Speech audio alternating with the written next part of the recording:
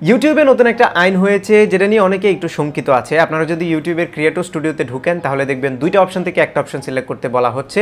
একটি হচ্ছে made for kids আর একটি হচ্ছে নট মেড ফর কিডস। এখন এই দুইটা অপশন থেকে কোনটা সিলেক্ট করা উচিত, কোনটা সিলেক্ট করলে কি হবে, অ্যাকচুয়ালি আপনার চ্যানেলের কন্টেন্টগুলো কোন অপশনের আওতায় পড়ে, এই বিষয়গুলো নিয়ে অনেকেই কনফিউশনে ভুগছে এবং অনেকে একটু ভয়ও আছে, কারণ এটা কিছু কনসিকোয়েন্সও আছে যে অপশনটি আপনি সিলেক্ট করবেন এবং এটা ইগনোরও করতে পারবেন না। You must select any option, মানে যে কোনো অপশন থেকে যেটা সুইটেবল আপনার জন্য সেটাই করতে হবে। আপনি যদি ভুল অপশন সিলেক্ট করেন তাহলে আপনার জন্য পেনাল্টি আছে, মানে শাস্তি আছে।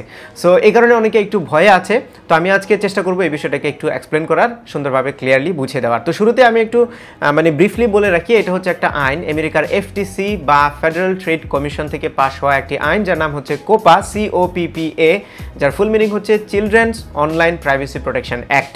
সো এই আইনের আওতায় ইউটিউব জানতে চাচ্ছে আপনার ভিডিওটি কি বাচ্চাদের উদ্দেশ্যে তৈরি করা নাকি বাচ্চাদের উদ্দেশ্যে তৈরি করা না। তারপরেও আরও অনেক প্রশ্ন এর মধ্যে থেকে যায়, সেগুলো নিয়ে আজকে বিস্তারিত আলোচনা করব। তার আগে বলে নিচ্ছি, আপনি যদি আমার চ্যানেলে নতুন হয়ে থাকেন তাহলে please hit the subscribe button, আর যদি অলরেডি সাবস্ক্রাইব করে থাকেন থ্যাংক ইউ সো মাচ।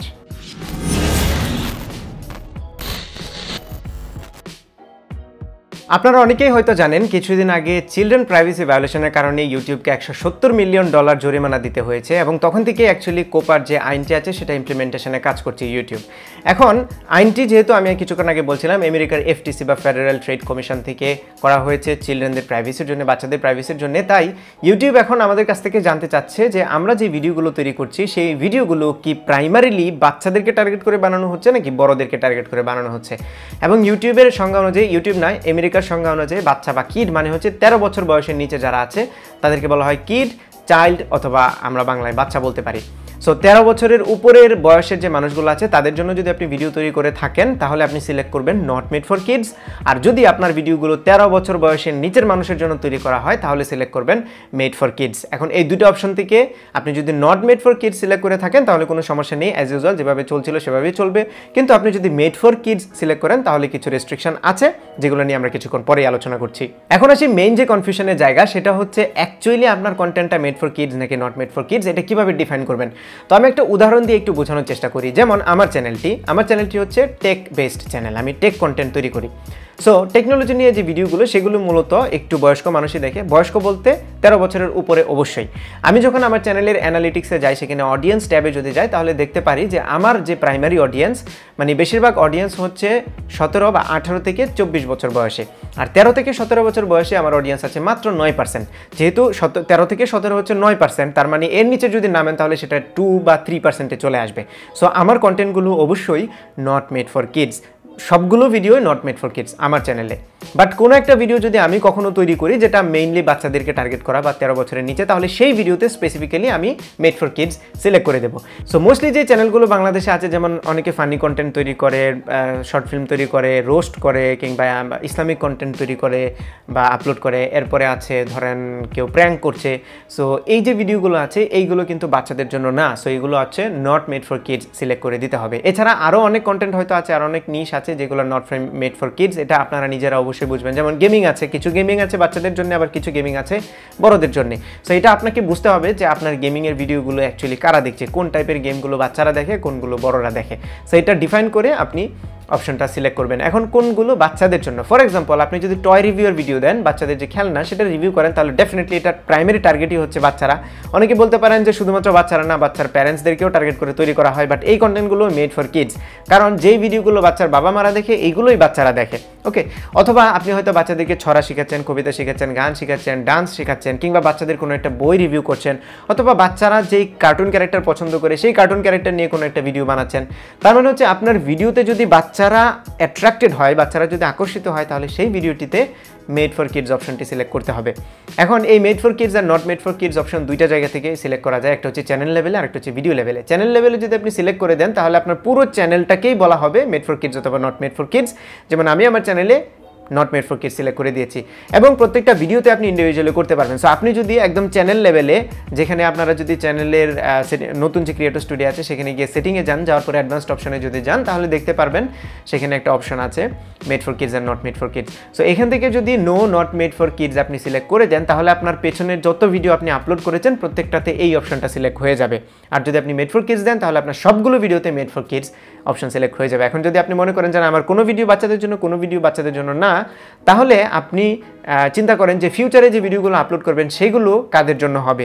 যদি আপনার চ্যানেলে এরকম র্যান্ডম কন্টেন্টই থাকে, কোনোটা বড়দের জন্য, কোনোটা ছোটদের জন্য, তাহলে যে কোনো অপশন সিলেক্ট করে রাখেন। প্রতিবার ভিডিও আপলোড করার সময় আপনি সেই ভিডিওর উপর বেস করে অপশনটা সিলেক্ট করবেন।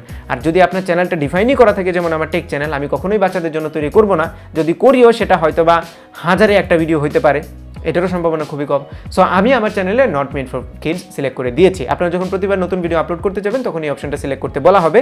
বাট আপনি যদি চ্যানেল লেভেলে ডিফাইন করে দেন যে মেড ফর কিডস, তাহলে আপনি যখনই ভিডিও আপলোড করতে যাবেন automatically made for kids option select হয়ে থাকবে। আর যদি not made for kids select করেন তাহলে automatically not made for kids অপশনটি সিলেক্ট হয়ে থাকবে। এখন কথা হচ্ছে কনসিকোয়েন্স কি। So not made for kids যদি আপনি সিলেক্ট করেন তাহলে কোনো সমস্যা নেই অ্যাজ ইউজুয়াল। বাট যদি মেড ফর কিডস সিলেক্ট করেন তাহলে যেই অপশনগুলো আপনি পাবেন না সেগুলো হচ্ছে, প্রথমত আপনার চ্যানেলের অ্যাড কমে যাবে আপনার ভিডিওতে।